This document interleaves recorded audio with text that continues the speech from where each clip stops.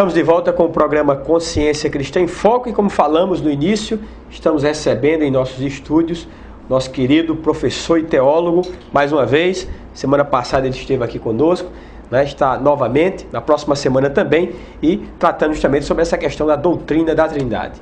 Bom dia, Weber Alves.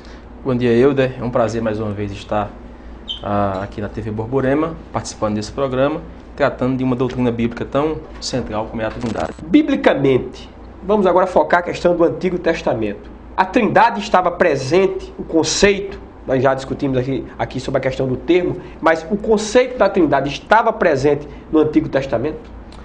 Pastor Euder, é claro que no Antigo Testamento nós encontramos uma ênfase menor na Trindade, no conceito da Trindade, até porque possivelmente isso acontece intencionalmente da parte de Deus para evitar a associação com conceitos pagãos que haviam na época de religiões politeístas que estavam ali muito próximos a Israel.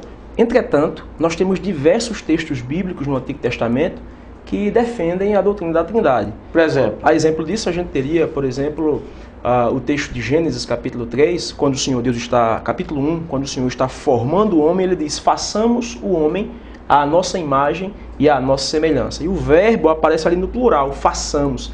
Esse texto nunca poderia ser, digamos assim, interpretado... Porque não poderia ser interpretado como, por exemplo, anjos. Os anjos. Ali. É isso justamente isso que eu ia dizer. É profundamente incapaz, profundamente incoerente atribuir esse verbo aos anjos, visto que nenhuma passagem da Escritura diz que os anjos participaram do processo criativo de Deus. Por outro lado, a Escritura diz que o Pai participou da Trindade, o Pai participou da criação, o Filho participou da criação e o Espírito Santo participou da criação, todas as coisas.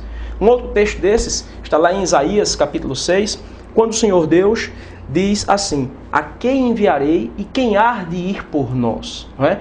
Então, o pronome no plural aí, nós, faz alusão justamente à pluralidade em Deus, à Trindade, sem dúvida alguma. Outra questão importante que a gente precisa destacar aqui são textos que mencionam as três pessoas, como o texto de Isaías 61, quando o profeta diz assim, claro, em nome de Deus: o Espírito do Senhor está sobre mim.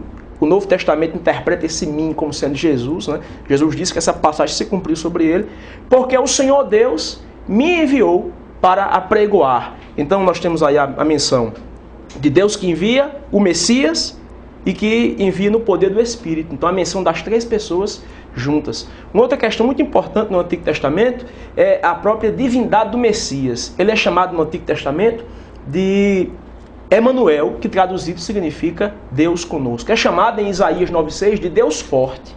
E esse Messias é enviado por Jeová, é enviado pelo Senhor. É chamado de Deus e ao mesmo tempo é distinguido de Deus Jeová. Não é? Então isso é uma outra prova da Trindade no Antigo Testamento. Sem contar a própria menção do chamado anjo do Senhor, que é um anjo que se distingue dos outros anjos, porque aparece no singular, não associado com outros anjos, recebendo culto e adoração.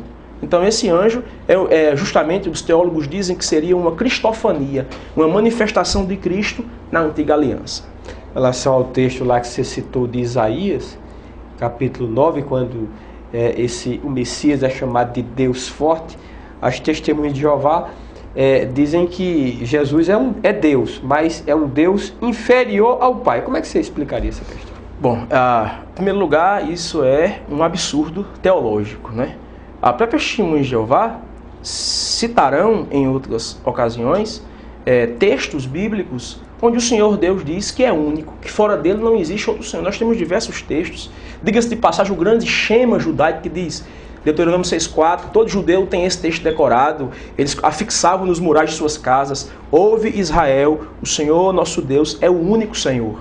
Então essa concepção de duas divindades é uma concepção profundamente equivocada. Na verdade, é uma profunda má interpretação, uma hermenêutica terrível que eles têm de um texto do Novo Testamento que defende a divindade de Cristo e que eles traduziram equivocadamente. O texto de João, capítulo 1. Nesse aspecto, a testemunha de Jeová poderia ser considerada, por exemplo, um politeísta. Sem dúvida alguma. Porque considera Jesus um Deus inferior e o Jeová Pai como sendo o Deus supremo, né? Essa concepção ela não é bíblica. A Bíblia Sagrada ensina que existe. O Novo Testamento diz isso, né? Lá em Efésios, capítulo 43:10 diz que o próprio Deus que não criou antes dele nunca houve nenhum Deus e nem depois existirá dele após não ele. haverá. Isso mesmo. Em Efésios capítulo 4, o texto diz que há uma só fé, um só batismo, um só Deus e Pai de todos. Então não há mais de um Deus, existe apenas um Deus verdadeiro. E nós cristãos bíblicos entendemos, pela Escritura Sagrada, que esse Deus único e verdadeiro subsiste desde toda a eternidade em três pessoas distintas: Pai, Filho e Espírito Santo, que pessoalmente possuem todos os atributos da divindade. Muito bem, estamos conversando com o teólogo e pastor Weber Alves, tratando aqui sobre a questão da Trindade. Vamos a um breve intervalo, daqui a pouco nós voltamos.